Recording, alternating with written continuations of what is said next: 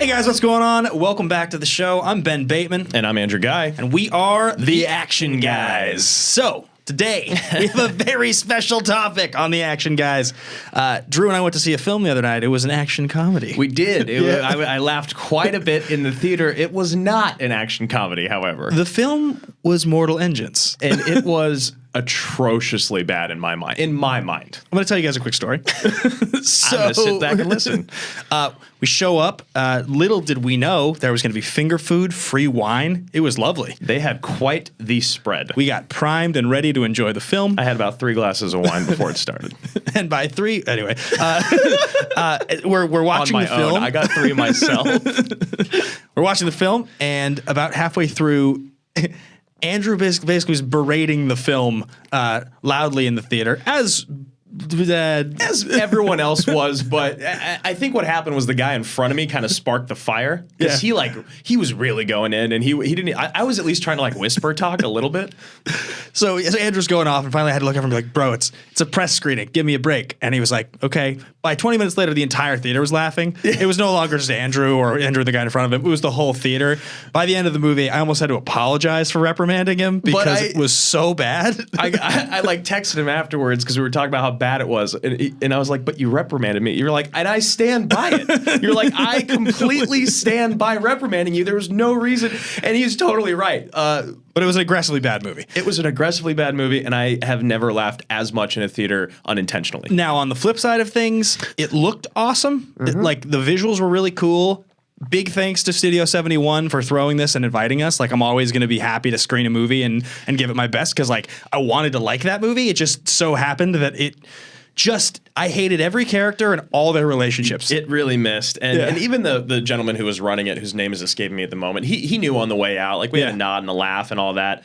But yes, you are completely correct in reprimanding me. And it was just, I just couldn't help myself. I couldn't. So guys, today's episode has a little something to do with a genre we like to call action comedies. Now, that may have been an unintentional action comedy, but today we are going to be talking about the 5 action comedies you must watch before you die, and why.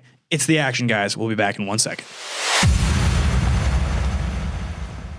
All right, so I get it. These movies were supposed to laugh during. And this is a lovely list. This is okay. So first and foremost, action comedies we love, we adore, but they're very hard to make. Now, we've been watching them our whole lives with like The Naked Gun, Loaded Weapon, Hot Shots. Yeah, those are full spoof. Like, those are straight up like slapstick spoof movies, and then also other ones that we grew up watching. I think the genre has really sort of blossomed, but like even like take a movie like Grosse Pointe Blank. It's kind of a good example where it's like kind of an action comedy, kind of a black comedy, like Shanghai Noon and Shanghai Nights. Yep. I loved those movies. I'm sure you did. And I loved Rush Hour. Oh, Rush Hour's a good one. Yeah, Rush Hour is good. That's a classic action comedy. Yeah. Bad Boys. These are all movies that have come out that kind of shaped this list that we have. Yeah, they sort of toe the line. And so I think the reason that we decided to bring this up today with a long-winded intro about Mortal Engines is that we love this genre, but it is a genre that fits squarely into the sort of mid-level movie that studios don't really want to make anymore. There's a gap now, movies that cost somewhere between $6 and $70 million, that if there's not some built-in IP, it's based on an extremely successful young adult novel series or intellectual property for those that don't know. It actually doesn't mean that, Drew. It does. I wish it didn't. That'd be hilarious. But like studios don't want to take a chance on spending $44 million now on a movie if it's just like, this is a funny script with 2 good actors and we hope it makes money. They want to back something based on a book. They want to back a superhero movie. They want animated. They want something with an expanded universe, and that's what studios do now. Yeah, and it's so sad because it's like there are a lot of these movies. Only one of them made over $200 million, and it was shocking which one it was. Not that shocking because at the time that it came out, it made so much sense. We even kind of guessed that, but really, what it is to kind of piggyback on what you're talking about is that no one wants to just make a movie because it's a good movie anymore. Yeah. They need to make money off of it. And Right. very, very rarely do you get the ones that are just like, I'm going to make a good movie and it's going to be received well. The Academy is going to pay attention to it. It's still not going to make a lot of money. Right. Like, I don't think Moonlight made much money, when it was originally released. Yeah, it was only the Oscar push that really. And then the Oscar push came out, but it's like, there's movies like that where they still, or like, for instance, Hidden Figures is a movie that you have been telling me to watch for years now. And I watched it on the plane. I love that movie. It's a great movie. It was so great, and it was kind of like It is an action comedy. I mean, it is an action. That's the number one on our list. No, but that was a movie that felt like, oh wow, this is just a really well made movie that's incredibly well written and acted. It's not over the top. It's not spectacle, but it was completely overlooked and forgotten. and I think just on a tangent for a second with that movie. That movie ended up making money, but the reason it made money is the same reason Moonlight did, Yes. which is that there was a big Oscar push behind it. And it was marketed to us as, look at this inspirational story about 3 women of color succeeding in a white man's world. Yes. And that's why this movie is important and you should see it, as opposed to, this is a really great movie and a great story. That also speaks on social issues right now. Yeah, Not and- go watch this because of the social issues. And the marketing, Hollywood marketing is so interesting because they sort of know that if they market it the way I just mentioned, the former, they're going to get people in seats. Yep. And that's the way they have to put the trailer together. But that also gives a lot of the movie away. It makes the movie actually feel cheaper when you're watching it because you're like, oh, I see what you're doing here.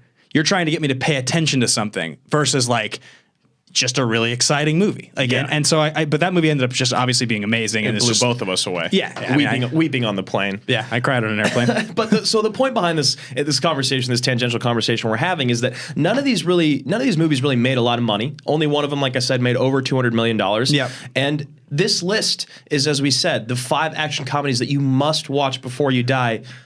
Go ahead, man. This is a great list, and I cannot wait to get to the 5. We're gonna save it for a quick second, and we're gonna talk really quickly about some of our honorable mentions. And not to say that any of these honorable mentions are anything less than amazing, but there's a reason we decided not to put each one on. Yeah. So we're gonna start off with Guardians of the Galaxy as an honorable mention.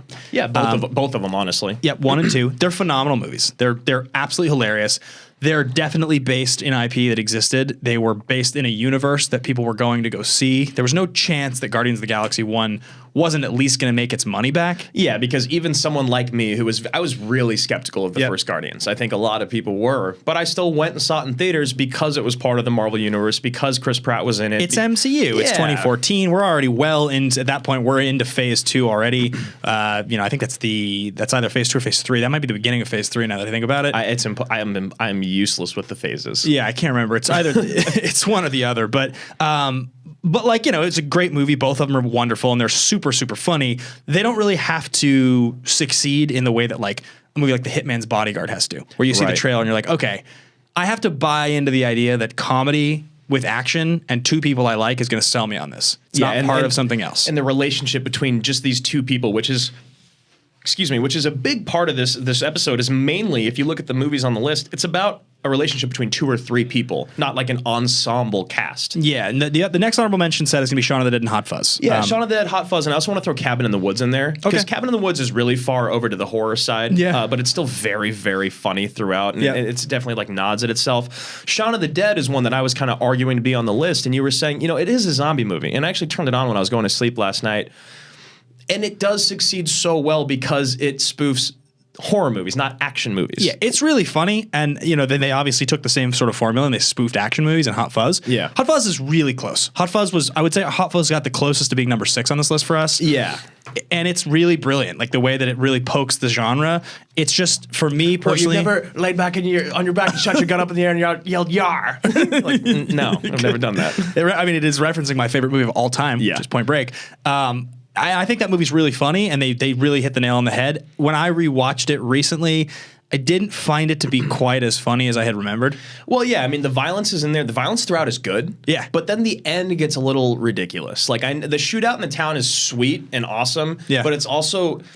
The rest of Hot Fuzz is pretty serious, Yeah. or like at least it's grounded in reality. Well, yeah, his whole thing, his reassignment, the fact that he's like such a pain in the ass, like all of Yeah. it, it's like you kind of feel for him. Yeah, and then the murders in the town are like pretty intense and they're hidden well, and like all of it's done pretty well to where I don't not enjoy the end. It just kind of takes me out of it. Yeah, like we said, that probably would be number 6, I would guess. The next one we have is another duo, which is Deadpool 1 and 2. Yes. These movies are phenomenal. And again, if we wanted to put a superhero movie on our list, it's that or Guardians that would have made it as the essential one you have to watch. Honestly, I don't even think you need to know anything about, like, it's totally different than Guardians. 100%. Deadpool is just like a movie that worked. And it's like, it's all the best things about Ryan Reynolds that we fell in love with Van Wilder and Waiting, you know. It's just him being quick and snarky and clever, but he also has really, really great dramatic moments, obviously. And his romance is so good. good. Wonderful. What's her name? Marina Baccarin? Something like, I love her. Yeah. I absolutely adore her. But again, there's something about it just being in the world, in the superhero universe, it coming out when it did. Again, I didn't see it a chance at it failing. Like, it definitely could have not done great, but I just didn't see it failing. Yeah, and I think, guys, the hardest thing about this is, you know, we considered just making a top 10. Yeah. But we didn't really want to do that. We wanted to spend a lot more time on the ones that we loved and why. So these ones are, we talked about like what it is about them that kind of separates them from everything else. Now, Deadpool, I agree, is probably the most... On the list of honorable mentions, it's the one that stands out the most. It's like an R-rated comedy. It's lit, you know, Ryan Reynolds hadn't been around in a long time in the limelight. It felt like the closest to our list, along with Hot Fuzz, but these 5 have something very special about them. Yes, and the last one on the honorable mentions list is Thor Ragnarok, which is really good. I mean, it's so funny. I love all these movies. This is the hard thing. I'm in love with all of these movies. What's the rock creature's name? That would be a Schmodown question. Hey, New Doug. Yeah, he's so good. I can't remember what his name is, but he's like Mort like or something. Or Kronk. Yeah, exactly. Kronk, maybe. I can't remember, but he's really funny. I mean, that whole movie, just everything about it is just priceless. Carl Urban's great in it, even though he has like the ridiculous, you know, he gets all thrown up on in the beginning. Yeah, everything about that movie is pretty damn hilarious. But again, it just felt that Marvel gets enough love. Yeah. 100%. And so actually, of these 5 films that we are going to cover right now, we're going to talk about, we have actually done proper reviews of 3 of them on our show, our other show, which I'm going to plug right now, which is called Action Movie Anatomy. It's an hour-long podcast we do on the Popcorn Talk Network, also streams to video. We've done almost 200 episodes, and it's an hour-long discussion on each movie that we do. So one at a time, you can check that out. We've done 3 of these movies on there. I'll bet you the other 2 get done at some point. And last but not least, if you guys want to follow along with that show on Twitter, you can find it at Team Action Show. You can personally find me at Ben Bateman Media, Twitter and Instagram. And you guys can find me at Andrew Guy. And make sure to click subscribe, like, comment below. We've been talking to you guys a lot in the YouTube comments. And of course, if you're listening to this through the ears and not watching, you know, Podcast One, Apple Podcast, click all those things. Yeah, it's amazing for you guys to be supporting us. If you are, it's like really, really means a lot to us. And we're so excited to be on Collider and have this show. And this is I think it's our 6th episode. Andrew and I have been out of the country a lot, so we're sort of backlogging, getting some episodes ready for you guys so we don't miss weeks. And when you hear this one, I'm not totally sure, but I think it doesn't matter because it's an evergreen episode. Exactly, and like I said, the comments and the response have been absolutely amazing. So keep it up, guys. Let's get into our list. I'm going to start off with number 5. I know that we didn't really rank them, but it'll be I'm just going to say number 5 because it's the last one that we threw in. It's Spy. It's the only one that's made over $200 million on this list. It's because Melissa McCarthy is an actual superstar. She actually just is. She is female Chris Farley. She's what he was doing in the 90s. She's everything she does in the movie is funny. And reel that in really quick. Everyone out there that's just immediate like, oh, female Chris Farley because they're both overweight. It's not about that. No, it's about physical comedy. It's about the commitment with the physical comedy, the timing.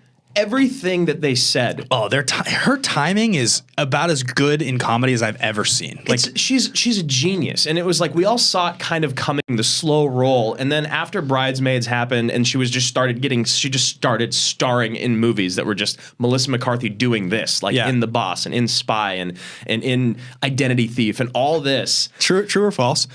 Melissa McCarthy has been nominated for an Oscar. True. Yeah. For Bridesmaids. Yeah. She's amazing. She's so good. They're talking about the puppies. I actually took a couple of those in my car. She's like everything she does. And like so Chris Farley is my favorite comedian of all time. So for me, it's very high praise to give it to her. Yeah. And I will say that Farley, for me, what I've always loved about him, he has the same sort of Will Ferrell quality where he can literally just kind of talk, move. He can contort his face or just look at you in this way that just makes me die laughing. And she has the same thing. That's inappropriate. Yeah. Like the scene in Identity Thief when they're in the car and oh my God, the singing scene. and she's singing along on the radio and it's so fucking good. Like, I know that that's planned, but if it weren't to have been planned and those 3 songs came on, I guarantee you her performance would have been just as close to what we saw there, improvised on the spot. So let's talk Spy. This is Paul Feig, who has now done, I think, 4 movies with her, right? He did Bridesmaids, he did Spy, he did The Heat, and did he do one more? He might have just done the 3. I'll tell you right now. Because his latest movie was that movie with Blake Lively and Anna Kendrick that came out this year, A Simple Favor, I think it was called. Oh, that movie was supposed to be weird. Yeah, right? so it's kind of weird. So maybe he just did 3 with her, but so Spy comes out, and I remember I didn't watch it in theaters. Did you? No. Spy was one I watched like at my like online once I'd been like, okay, maybe I need to give this a try. I've heard it's pretty funny. I started to get on board with Melissa McCarthy in the last 2 years, recognizing that like she had been really funny in what's it called in Bridesmaids, but that I hadn't given like you know Ghostbusters also. He did Ghostbusters. Yeah. Like these comedians when they come out of SNL, it's pretty cookie cutter. Usually the kind of movies they get. It's, you look at the stuff they give to Farrell or the stuff they give to Kevin Hart. It's like. She wasn't on SNL, was she? Yeah, I believe she was. Was she? I thought she was just on TV. No, I don't think she did SNL. No? Okay, she was on. Kristen Wiig. Maybe, yeah. She was in Gilmore Girls. Yeah. 30 Rock, she did. It looks like she had Parks and Rec under her belt. The Office, she was in 15 episodes. Okay, so I'm just making that up. But my point is when a big comedian comes out, you know the formula. It's very simple. It's like, okay, put them in, you saw that movie, what was it called? It came out this year, Life of the Party. It's like, okay, middle-aged woman goes back to college, right? Great. Like, what's going to happen? Yeah, exactly. Right. All these movies. The Boss. Just the premise of these movies is so simple, and they've been doing this back to Adam Sandler movies, and like comedy is really pretty basic. Yeah. So Spy comes out, and I think I just looked at it as like, I don't need to watch this. Right. She's funny, but like I don't need to see this. I don't care. There was nothing that it was like, oh wow, Statham's in it, and Jude Law's in it, interesting, and Rose Byrne's in it, and. She might be my favorite part. Rose Byrne? She's incredible. Statham definitely, I think, is the best part because he's just his delivery. Oh. That one scene when he talks about all the things he's done. Like, I drive a car off a train on fire. Not the car. I was on fire. I picked up piano at a late age. I've had this fucking arm torn off my body and reattached it with this fucking arm. I don't know if that's medically possible. My favorite one is when he goes, under threat of presidential assassination, I once impersonated Barack Obama convincingly. And she's like, in blackface? That's not appropriate. That's not appropriate. It's so good. You guys haven't, even if you haven't seen the movie, go look up that monologue, Jason Statham monologue Spy. Yeah. Because it's the funniest thing he's ever done.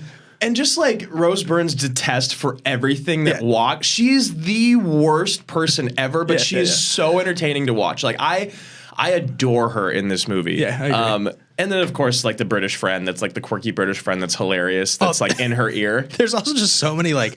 It's just a funny movie. Like at the beginning when she's in the CIA office and there's like bats in the office. And there's just like stupid. And all of the disguises they're giving her, all of her aliases. She's just like a 45-year-old like Avon salesman. She's like a cat lady. It's just like that's the comedy that makes that movie in disguise. So fucking good. She says something about them looking like her two like something cousins that you don't want around or something. I love just the two of them together. Plus the Rose Byrne is amazing. What does Statham say when he's like, I'm supposed to believe you, and they send somebody who looks like Mrs. Claus or something?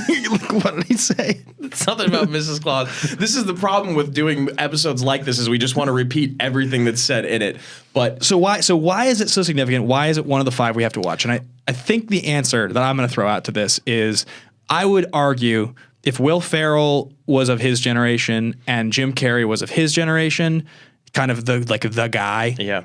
I think she's the person right now. I think, I guess I would have said the guy at the time because there wasn't really a female equivalent at the time.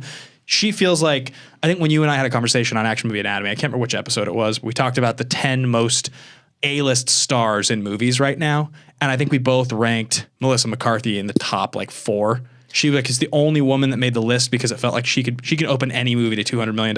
Yeah, and the other thing about her is that she is ever palatable. Everyone loves her all the way across the country, whether you're on the West Coast, the East Coast, or in the middle of the country. Everyone loves Melissa McCarthy. Her movies, and that's kind of a blessing and a curse of being in comedy, right? Your movies don't speak like they're not too political, they're not too intense, they're not trying too hard for this. It's just like fun, dumb, good time. And then honestly, what I think is so cool about this is we've all seen James Bond a million times. Yeah. We know who Moneypenny is. We know who Q and M and all those people are. And it's really kind of cool to see Moneypenny get thrown into the field, especially when this is your Moneypenny. And also, I feel like in a genre like the spy genre that's gotten so bad, really, like there's been so many bad ones, like way more bad James Bond movies than good.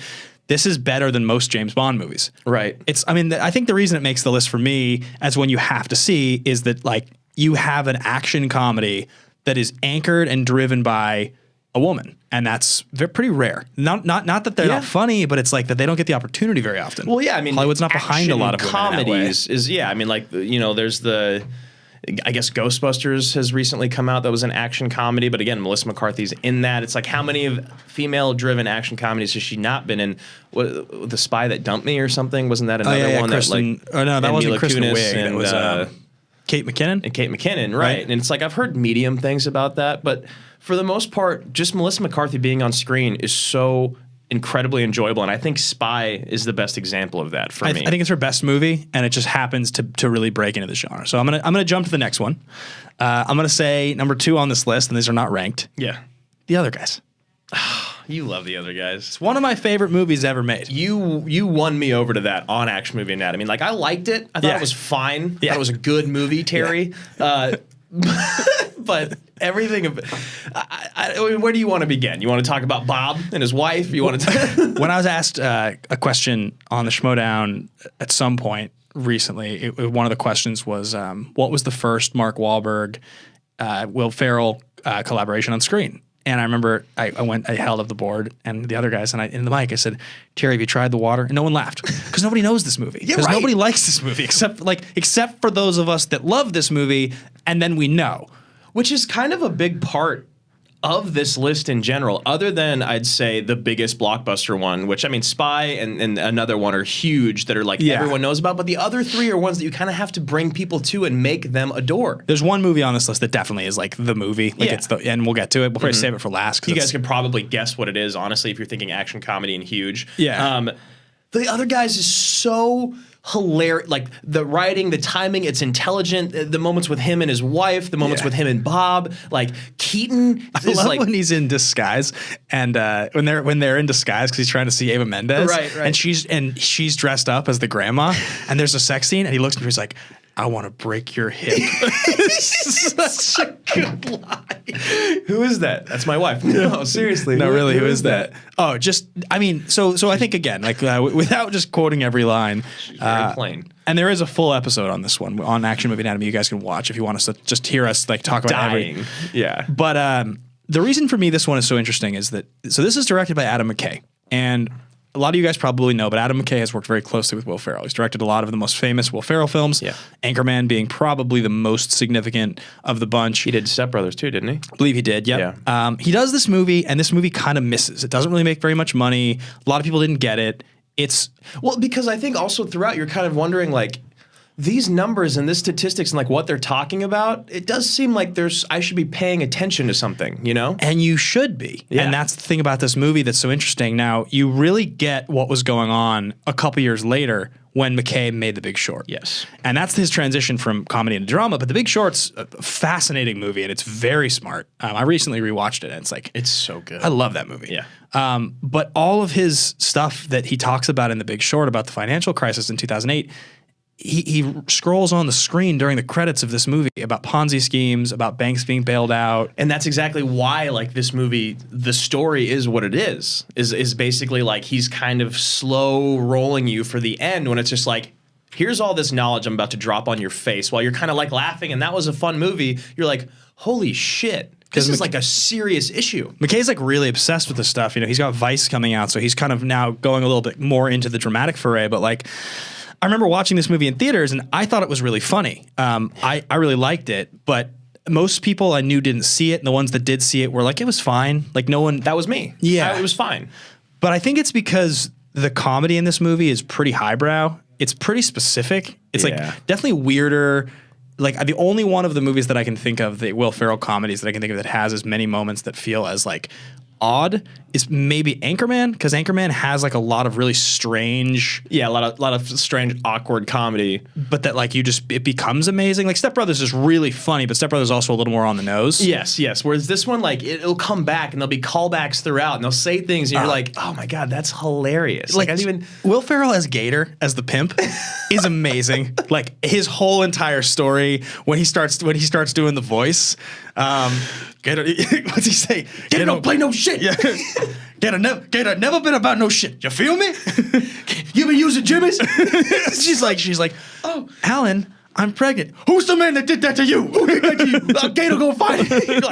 like just hearing Will Ferrell do that is pretty phenomenal. I personally love Keaton. Oh, he's so good in this. Keaton is my favorite part. This was the big Michael Keaton comeback for me, right? Yes, I hadn't seen him in a while. This is, don't go chasing waterfalls. Oh, come on. He's like, I don't understand the reference. I don't understand the reference. He keeps referencing TLC songs. It's like there is a rapist on 32nd in front. Oh, wrong job. No, I mean, look out. Still look out. Like, I love it. You don't say creep unless you're referencing TLC. I understand. Now let's talk about the thing that most people do remember about this movie, and the thing that I think made it stand out to me when I first saw it, which is Sam Jackson and the Rock. I was gonna say it's got to be them, right? Danson and Highsmith. So they're like that is the one thing about this movie you can show to someone, and now I think they'll almost like more because Dwayne is so famous now. Right, he's so much bigger now than he was in 2010, and it's a direct reference to every action movie duo. Yeah. These two guys that think they're indestructible. They're so funny. Their stupid lines are so good. Their whole bit in the bullpen at the office. And I have to just say, like, this is Mark Wahlberg's first comedy. He was really, really nervous about doing this movie. He didn't really want to do it. He didn't really get it. And then he started to kind of buy in. And he started to riff and like improv. And he's really funny. Yeah, his improvisation with Ferrell and just like their chemistry together is so excellent. How angry does it make you that we've gotten 2 Daddy's Homes, but we have not gotten the other guys too? Furious. I mean, I get it's because McKay probably doesn't want to write it again or like write another one. Who knows? Or it didn't make any money. Daddy's Home did okay, so like they made a second one. Daddy's Home 2 was awful. It was very bad. Yeah, but Gibson, Sober Gibson. But yeah, I think the other guys for me is I mean, arguably the other guys is my favorite movie on this list, but it's not, I think, the most essential movie on the list. It's just the one that I think is the funniest. I mean, everything. What the hell's wrong with you guys? This guy over there is barely even dead. The whisper yelling, Christina, like Christina, your husband. Oh my God. I've talked to you a lot about this, but like there's a couple moments in that movie that are so subtle. And I think there's this one moment where, if you guys have seen this, like you probably don't remember this because this is one of those weird things. You've seen a movie enough times, you just pick up on shit. Right. But like it's that scene where they're sitting with Christina and her husband who's got like the weird beard or whatever. And and she looks over, she's looking at Farrell and she's like, I've done things in bed with you that I haven't done with anyone since. She's pointing and covering her hand. And he's like, what is he doing? And Will Ferrell, he's like, Will Ferrell goes, Christina, it's your husband. And then he goes, no, you're a lucky dog. And he pants and it goes to Will Ferrell's face and he like cocks his head. He like cocks his head and looks, and his eyes are kind of like, what are you up to? And it's just one of those moments where like the way they play it straight and is the editing so fucking perfect. It's so funny. I could talk about this movie for 3 hours. I totally could too. And I love, just to wrap it up, when they pull over, they're looking, and he's like, yo, come on and have sex with my wife. He's like, geez, that was like 7 miles. He's still, oh my God. Yeah. And then of course the beginning, just like the Danson and Highsmith, the Bai Ling, Super Chef Bobby Filet. All of it. Like that shit. When Wahlberg does the dance moves and he's like, she goes, wow, Terry, that was surprisingly good. And he's like, you learned to dance like that sarcastically? Yeah, used to do all the dance moves so I could make fun of the sissy kids that do. Yeah, it's amazing. This movie I think is so good because it's the most underrated Will Ferrell movie by a mile, and he is one of the most definitive comedians of our generation. And also, it's so smart. It's talking about shit that really happened. It's really, truly like, this is a movie that's very aware of what it's talking about. And if you pay attention, it's really talking about like it's poking real fun at our government and things that are still going on today. Like serious issues. And yeah, I can't agree. So I'm going to hop in with the next one because it's my favorite on the list. It's MacGruber. Grooves. MacGruber. It makes no sense why this movie is as good as it is. It shouldn't have been as good as it is. It's not like the story doesn't blow your mind. It's no slight to Forte, who was a friend of ours, but Forte's a B-list SNLer. He's high B probably. Yeah, I mean, he's definitely like a lot of times you go, yeah, Will Forte. MacGruber is one of my favorite movies. It's Will Forte's in. They're like, oh, I know him. He did Portlandia. Like, no, that's not Will Forte. Yeah. He does The Last Man on Earth. Is it what's it called? Last Man on Earth. Yeah. They're like, oh, I've heard of that show. I've heard it's really good. It was funny. He's really funny in almost everything he's in. He was great on SNL. He was there for a long time. This was a sketch that like a stupid MacGyver spoof. I don't like the sketch that much. No. I never really liked it that much. The brilliance of this film is that it's written by, I believe, Jorma Taccone and also and Will and Akiva Schaffer, right? I believe so. Yeah, because Akiva and Jorma work on shit together. Yes. Hot Rod and all those movies. I wish we could just talk about Popstar, but I know you love Popstar. But what's really interesting about this movie is it came out. Most people missed it. What I do remember is that when this movie was out in theaters, it was in the 90s on Tomatoes. Do you remember that? Yeah. Yeah, no, that's why I saw it afterwards. Yeah. I was like, really? It's that highly reviewed. It seems impossible. It seemed like a joke. At the time, there hadn't been a lot of stories on Tomatoes of like a quote unquote bad movie reaching in the 90s. It wasn't like that yet. Like Tomatoes hadn't been fully adopted yet. And Kristen Wiig was like, she was definitely on her way up. Ryan Philippe hadn't been in much in a long time. And of course, the best part of the whole thing, Dieter von Kunt, Fat Kilmer, has been hiding. Yeah, Fat Kilmer. We didn't even mention in our honorable mentions Kiss Kiss Bang Bang, which is a favorite. Yeah. But yeah, Fat Kilmer had come out of nowhere, and he's arguably the funniest part of the whole movie. This movie makes really great use of a lot of the things that Hot Fuzz does. This, like in the same way, it has a lot of direct action movie references. It's all of it, like the building the team stuff and like. Just like the ego of like the main guy in the group. Yeah. And the fact that like all MacGruber does is fuck things up. Like he starts off with killing his entire team while he's bragging about being the one that packs the explosives.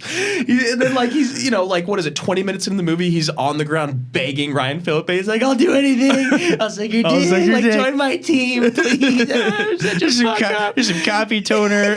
I don't know what I'm doing. He's so good. His freakouts and his screams, every scream is excellent. This movie's so good. I had never seen this movie till this one time years ago. Drew and I have known each other for like 7 years now or something like that. But this is like maybe a year after we met. We hadn't done any hosting, either of us. And you were living with a buddy. Yeah. And same buddy that I'm living with now, but we were in an apartment. Now he owns a home. Yeah. And I got like kind of sick. I remember we were hanging out. Yeah. And I was kind of out of it. And you were like, you should watch this movie. It's really funny. And you put it on. And I was like, that was like really hilarious. Yeah. A couple years later, it took me like 2 more years to watch it again, I think. But I always had like a pretty fond memory of the movie.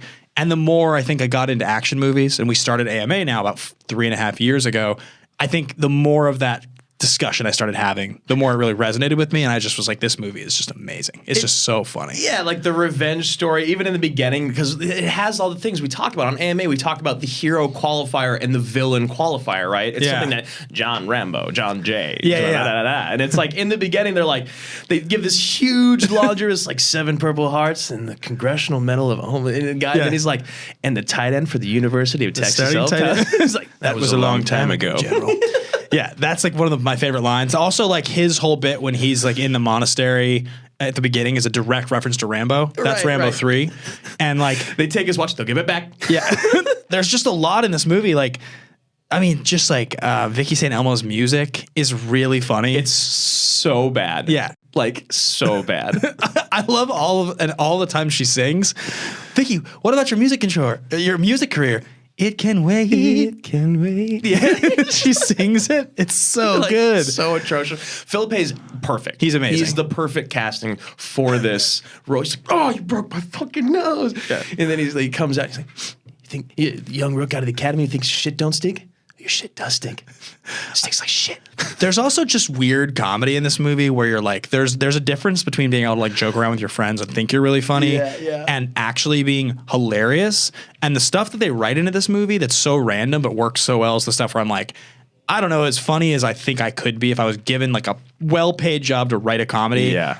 There's stuff I'm just like, I don't think I could come up with that.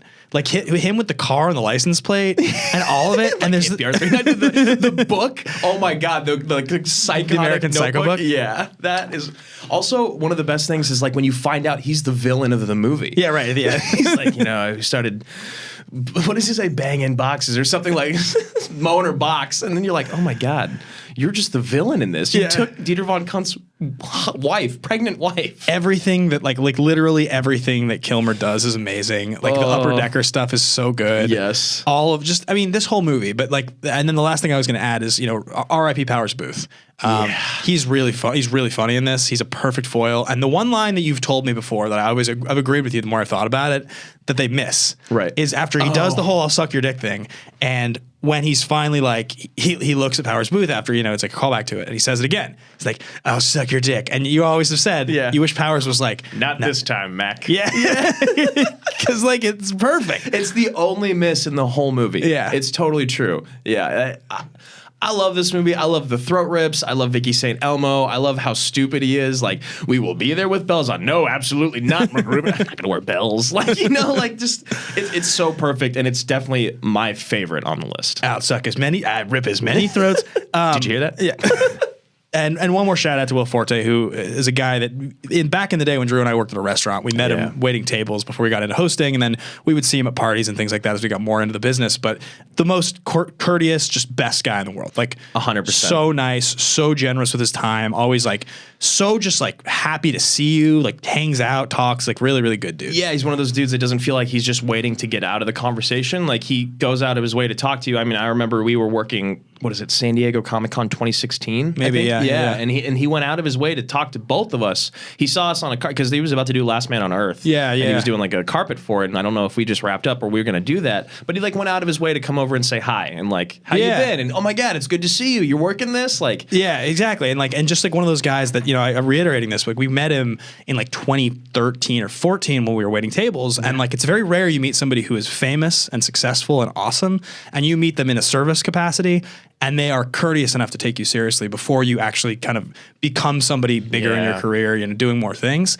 I've always really appreciated about Will. I think he's like one of the cooler celebrities that I've come across and become like a friend of. Yeah, he never made you feel like you were waiting tables when you talked to him. It was like, oh, your buddy you ran into in the restaurant. Even just like being appreciative of the wine you suggest. Right. Like, it's great wine, man. That was a great suggestion last time. Do you have it again? Yeah.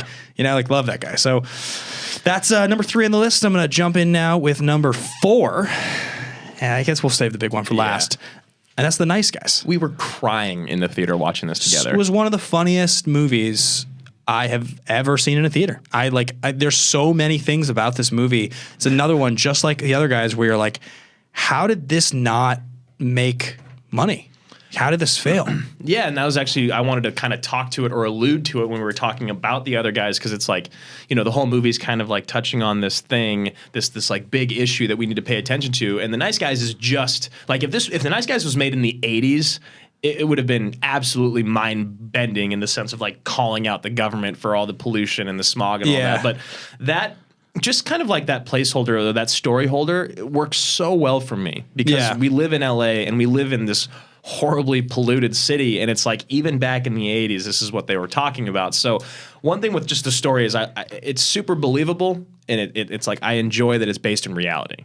Yeah, I also think that that this movie succeeds in a way. So Shane Black kind of created the action comedy. Yeah. It's not like he did the first, but he like really, Lethal Weapon is kind of the original version. And he has the Shane Black's type of script is like so specific. Yeah. I mean, a lot of famous directors and producers will talk about the Shane Blackisms in his writing, and they come out a lot. Yeah, and so Shane really makes this movie work, and it's cool to see that in I think it was 2016 this movie came out. Yeah. That in 2016 he's making another movie that's kind of the same beats, the same type of thing, but succeeds so well. It's like the most refined version of what he's been doing forever, and it's just so well done. It still works. I mean, also, like, we've talked about this a lot on our other show, but the second half of Crow's career, when he basically became Fat Sweaty Crow, he like was willing to play that guy. Like, he didn't, and sort of poke fun at himself for it a little bit. Oh, 100%. He's so enjoyable, and they're such a good pair. Like, he accepted her betrayal with equanimity. It's like, Jack, I'm fucking your dad. It's like, I love because I know Russell Crowe has kind of been known to be a dude who takes himself very seriously. It's been like a problem on movie sets, especially, getting nominated for Best Actor 2 years, back to back, right? Wasn't it back to back 3 years in a row? He was nominated to at least 2 years in a row. Because Cinderella Man, and I don't know if he got nominated for that, but definitely Beautiful Mind. Gladiator, he won, then Beautiful Mind won the next year, but he didn't win for it. Yeah, and to have him come into this movie and like you said, make fun of himself, be kind of dumpy, like, he's $7 short. Yeah, that's one of my $7 short to the girl. That's like one of my favorite moments. He's got, and there's just a lot of good moments, like Gosling falling asleep during Crow's story. It's the best story I've ever heard. Yeah. All the thing in the car when he's hallucinating because he's falling asleep at the wheel. I'm like convinced that Ryan Gosling is one of the best comedic actors out there. Yeah. But he just doesn't give the chance, I think, because he's too pretty. And also, when you book Ryan Gosling, you want to put him in like Blade Runner 2049. Yeah. Not like the nice guys, because you watch his timing in this, like when he breaks his arm and his scream. That's a lot of blood. That's a lot of blood. Or and like when he finds Sid Shattuck like murdered next to him, and he freaks out. Like, he's so damn funny. Oh, and also a lot of his stuff, like getting wasted at the party and like falling into the pool, the mermaids. Have you seen her? You tell her I've seen him. I'm Jackie. It's really, really funny. Him and Crow in the stall. Yeah. When he's sitting there reading the magazine, like trying to hold the door open. Look away. There's a mirror. Close your eyes. The comedy's amazing. I mean, Crow, like almost everything he does in this movie is hilarious. There's just a lot of comedy. The beats are funny. It's smart. It's quick. And what I think separates it from the rest of this list is I actually think that there's real stakes and danger in this movie. It does feel like at some point, if like Jack or Russell Crowe were to have died, like in the movie, I would have totally believed it to happen. You know what I mean? It's like, obviously I didn't think Gosling or the daughter was going to die. Yeah. But it was just the fact that like there was someone in the movie who was just bad enough. Like Russell Crowe's not a good guy. He's not a bad guy, but he's not a good guy. Yeah. And she's like, Mr. Healy, did you kill that man? And she's like, good, because if you did, I'd never talk to you again. And you're like, oh, he's just kind of like an evil. He's like a little bit. Yeah, he's a little bit bad. He's a little bit bad. And so I think the idea that he could not make it through the movie is one of the things I loved about it a lot. Yeah, and also, there's moments in this movie from the very beginning. I love the first shot of Gosling in the bathtub in his full suit, and he looks at his finger and it says, "You'll never be happy." I mean, there's a lot about this movie. The whole scene with all the kids on the steps with the smog. Yeah. It's like, we're dead. And then he's like, steps on one of their hands, like, oh, fucker. And he's like, I thought you were dead, you know? The one kid, he's like, I'll show you my dick for $20. It's like, no, I don't want to show you. What am I even saying? What am I? Yeah, the movie's really funny. This is a movie that if you missed, watch it. It's like, you don't have to really. It's not like the other guys where it's super smart. It's not really the same thing as MacGruber, where like it's a cult classic. Like, this movie lean into MacGruber genuinely just funny, I think, to anyone that watches it. I mean, I showed it to my friend. I was just in Tokyo, and like my friend grew up in Tokyo and speaks obviously fluent Japanese and like pretty good English. They loved this movie, like dying laughing watching this. Yeah, I'm a huge fan. So I mean, I think it's Shane Black kind of invented the genre, and 30 years later, he makes another movie, and it's just as good as the first one. So if you missed it, watch this one. We have one last one left to talk about, guys, and this is. It's kind of the OG. It's sort of the most famous in the genre at this point, I think. Yeah, I mean, you look at everyone who was in it, and at the time, like the fact that Downey does this in the middle of his run. Yeah, it's Tropic Thunder, guys. Yeah. This is like. This movie has Robert Downey Jr. the same year he makes Iron Man, getting nominated for an Oscar. It's got Tom Cruise in his most disguised comedic role he's ever done. It's got McConaughey playing a random cameo part before he just blows up. It's got all these comedy guys. I think it's got Bill Hader, and you've got Jack Black in there. Stiller. Stiller is just. And he's like top of his game. It's got our friend Marie Menounos. She's got a part in it. Yep. This movie is amazing. When I've gone back to watch it again, it's got Cooper in it too, Stephen Cooper, or right? What's his last name? The director who's also in the other guys. Steve Coogan. Steve Coogan. Oh, it's got Danny McBride. It's got Nolte. Yes. Yeah, this cast is huge. Nolte. I think some of the highlights to talk about here. I think the thing that stands out about this movie, there's two things really. It's usually Downey and Cruise. That's like the things people talk about. And the trailers. And the trailers are so good. Oh, they're so good. Winner of Best Kiss. Satan's Alley. The music. It's so not okay, but yeah. So the first thing And they're cutting to like Downey as he's just like it looks like lightning. It's like the trailers are fucking incredible. the contacts, like how blue his eyes are, is so good. Kirk and then Lazarus. he goes and does what no one thought could be done in what is 2010. Yeah, there's a fucking incredible interview you guys can watch. What's going on in here? Oh, we got Roca Jesus, on what the hell? show. What the hell is going on in here? John Stephen Roca just making an appearance, Bursting in, scaring the shit out of us. completely unprofessional. It's our buddy John Stephen Roca, Schmodown champion. You can check out Top 10. Yeah. His show. Yeah. Don't do it. What the fuck is he doing? What the fuck is that guy doing? It's impossible. You can't get away with that. That guy's beating us both. He's beating us both, and he looks good in a cowboy hat. What was I saying? Oh, so there's this incredible interview you can go find on the Joe Rogan podcast. It's on YouTube, and it's Jamie Foxx talking to Rogan about Downey, and he's like talking about doing blackface, and he's like literally telling a story about like on the phone like you should do blackface or whatever, and Downey's like, fuck it, I'll do it. Just like, Fuck it, I'll do it. It's a great interview. He does a great impression of it. And just like Downey's like such a character. But I mean, truthfully, him in that movie is one of the funniest things I've ever seen on screen in my life. And he never dropped character. No. Ever. Ever. He's so good. Yeah. And and we don't care. No. And it's like you make fun of it. Like, obviously, you make fun of him thinking that he's, because it leans into, obviously, the black audience that would be watching it normally with their jaw dropped. Yeah. And it's like, this is how dumb white people are. Like, this is like. And Al Pacino is just great. I mean, all of it. Like, there's things about the movie that miss for me. There's things that are super, there's a lot about that movie that's really offensive. I mean, the whole Simple Jack bit is pretty offensive. Everything Downey does is pretty offensive. But I don't care. It's kind of really good. Oh, he's amazing. He commits, and like we did an episode at one point on AMA talking about I don't remember the movie now that I go back to. Oh no, it was Collateral. Yeah, we were talking about going full soloist, right? And because we had talked about how Jamie Foxx has his big year when he has Ray and Collateral the same year, and wins Best Actor, gets nominated for Best Supporting.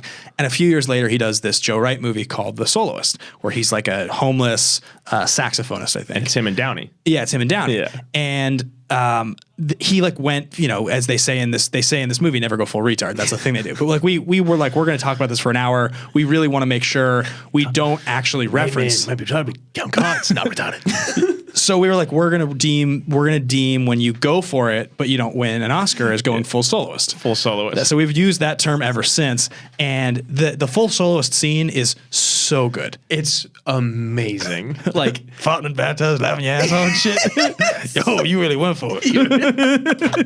He's so good. Well, yeah, I did go for it. I did go for it. Sometimes you lose yourself in a character, and sometimes I would actually think that I was dumb. I was actually not a smart person.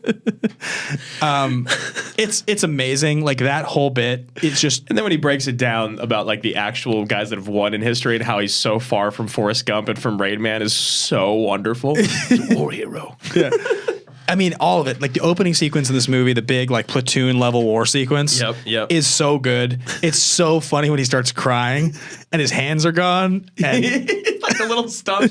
Jack Black's hanging in the background. And and Downey's just crying and he's just snot everywhere. It's so good. Oh, it hurts. It hurts so much. Yeah, I got to agree. It does. I think the ending falls apart for me the most. Yeah. It's so hard to end these movies. It's so hard to end comedies, period. And I think one of the hardest things with action comedies is ending them is because you actually are telling a story that matters. Yeah. Like usually in an action movie, you've got to wrap it up. And I think the end of Tropic Thunder falls apart a little bit for me, but yeah, man, it sets the bar, and it could never be made now. It was only 10 years ago. I mean, there's the thing with R-rated comedies that, unfortunately, I was just talking about this before we started recording, but like you go back and look at Wedding Crashers, which is like a classic of its time, and that movie's like so funny. But like I was listening to the Ringer Rewatchables podcast talking about it, and they were like, honestly, if Twitter existed in the way that it does today in 2005, and a movie was advertised about guys that lie about their identities to sleep with single women at weddings, vulnerable women to sleep with vulnerable women who are intoxicated at weddings. It would be, there's like no studio would touch that movie with a 10-foot pole. There's no way anybody would make that because it's pretty morally bankrupt. But at the time, for whatever reason, you kind of had this generation of R-rated comedies where there was no accountability for that type of political correctness. And I think this is sort of the cutoff point, 2008, because that's like really when Twitter starts to be a thing and it's just interesting to look back at these movies that they got made, the way they got made, and how they were acceptable at the time. Yeah, because there's definitely stuff in almost every single one of them that are rough. But I would 100% say Tropic Thunder is the number one. Could not be made today, even though it felt like it couldn't be made then. Like even then, I'd heard about Robert Downey doing blackface, and I was like, I must be hearing you wrong, or it must be like a scene. Even the Simple Jack stuff is like so over the top, and I like completely had forgotten about that because it's so overshadowed by everything else. And then, of course, the other thing about this movie that is so legendary is, put yourself back for a second in 2008, and people kind of forget a little bit now because of the success of the last 3 Mission Impossibles. Oh yeah, where Cruise actually was. He wasn't. Yeah, that's exactly right. He had, in 2005, he had gone on this press tour for War of the Worlds, and he had talked really openly about Scientology and Katie Holmes and the couch jumping and all that. And Spielberg kind of distanced himself from him, and he's like, I don't want to work with this guy anymore. So the next year, Mission Impossible 3 comes out, it bombs, no one sees it, and Cruise's career takes a break. He doesn't do a movie in 2007, which is the first time he had taken a year off in a while. He hadn't taken a year off. And then what, does he come back and do Lions for Lambs? Yeah, 2008, he does Lions for Lambs. He does Valkyrie that same year in 2008. Which is a good movie. Valkyrie's solid, but again, it's also completely overlooked. People weren't ready. Yep. And this movie, and it was a surprise cameo. And the story goes that he's good friends with Stiller, and Stiller called him and was like, hey, I want to put you in this movie. I want you to play this agent, Les Grossman. And Cruise's famous line is, okay, I'll do it, but I want fat hands. I don't want to dance. That's what he says to Stiller. Fat hands. I want to dance. And he's like, sure, you got it. And that's Cruise's character. He has giant fat hands and he dances. And he's phenomenal as Les Grossman. Oh, he's excellent. He's the funniest part of the movie. He steals every scene he's in. His dancing is so good. I will fuck you. He's so intense. He's horrifying. Yeah. But he made fun of himself enough to where us as a society and as an audience were like, maybe Cruise is cooler than we were. Because I was off the Cruise train as well. He won us back a little bit. He did. Not all the way. It took a little while still, but that's the beginning of the rehab. It's like 2011 is the Ghost Protocol does well enough that he starts to kind of have a shot again. But and he's back to just being Cruisy Cruise. Yeah. And I honest to God, remember seeing this movie in theaters and not realizing until after the movie that it was Tom Cruise. Really? Yeah. I wasn't as big of a fan then. I think I just was I wasn't looking for it, so I kind of just missed it. I remember looking very intently for it because I'd heard Tom Cruise has a crazy cameo, and you're like, okay, Tom Cruise? Really? Like Cruise is going to do? Okay, all right, sure, Tom Cruise cameo. And then when I finally saw it, I was like, oh my God. Yeah. No way, dude. This is what you're doing? This is amazing. And then, of course, you get McConaughey right before he's about to go on that crazy run with True Detective and Dallas Buyers Club, right? Yeah. It's right after this. Yeah, it's exactly. It's just a couple years later. He was at that point that he did this movie, when he's Pecker, say Sam Pecker or whatever. He's like Tugger Knots. He's totally a joke. He's still rom-com fool's gold guy. Yeah. Sahara guy. He's not like the Lincoln Lawyer guy. He's not Mud. He's not any of that, just other shit. So I think this movie succeeds on so many levels because it's so over the top. It's so funny. It's such a smart reference to the war genre. Do you think that it's the most important one on the list because of what it did when it came out and the boundaries it broke? I mean, of the ones that we're talking about as the essential movies, yes. Yeah. If we're talking about including all the honorable mentions and we're sort of talking about the importance of these movies, there's an argument to be made that Guardians is the most important movie of all because it's the biggest risk with the biggest, most money behind it that has really become an institution, that franchise now. And it was such a weird swing for it to become $1 billion movie. None of these movies, one of these movies made $200 million. Guardians made $1 billion. Yeah. Yeah, and we were trying to kind of keep this list within the last 10 years because it'd be too hard to talk about the action comedies for the last 50 years. And also these are the most relevant movies out now. So that's our 5. Those are the 5 movies the 5 action comedies you must see before you die, no matter how terrible it might be. Yeah, to reiterate one more time, guys, you got Tropic Thunder, MacGruber, The Other Guys, Spy, and The Nice Guys. 3 of these films, Tropic Thunder, The Other Guys, and The Nice Guys, all have full action movie anatomy, hour-long episodes talking about every act of the careers, thesis statements. I mean, you can get a whole breakdown if you want to really have a moment. And I do believe Spy and MacGruber will both make our show at some point. Yeah, they 100% will. And I'm sure you guys have a ton of movies that you like that we left off the list. This is our collective 5 that we feel are the most important for you guys to see. So please let us know what movies we missed, how you guys feel about our list. You can even rank them down below in the comments. We will definitely be communicating with you. I'm so glad we did this. Yeah, this is great. It was the best thing that came out of Mortal Engines. Yeah. Far and away, guys. If you want to follow along with what we're saying, what we're doing, follow at Team Action Show. Be sure to check out patreon.com/Team Action. We've got additional content coming out every single week on there. Drew and I do movie breakdowns. We do Schmodown, behind the scenes reactions, all kinds of cool shit. Yeah, So, we recently did a mini AMA on the Social Network that came up. It was, I mean, we love that movie. Yep. Yeah, it's a great one. So check that out and, follow along on Twitter at Ben Bateman Media, Instagram, Ben Bateman Media. Yeah, you guys can find me at Andrew Guy. Remember to click that subscribe button, all the things that you need to do to stay with us every single time an episode comes out. Yeah, leave your thoughts below. Thanks for listening, guys. We'll be back next time. Bye.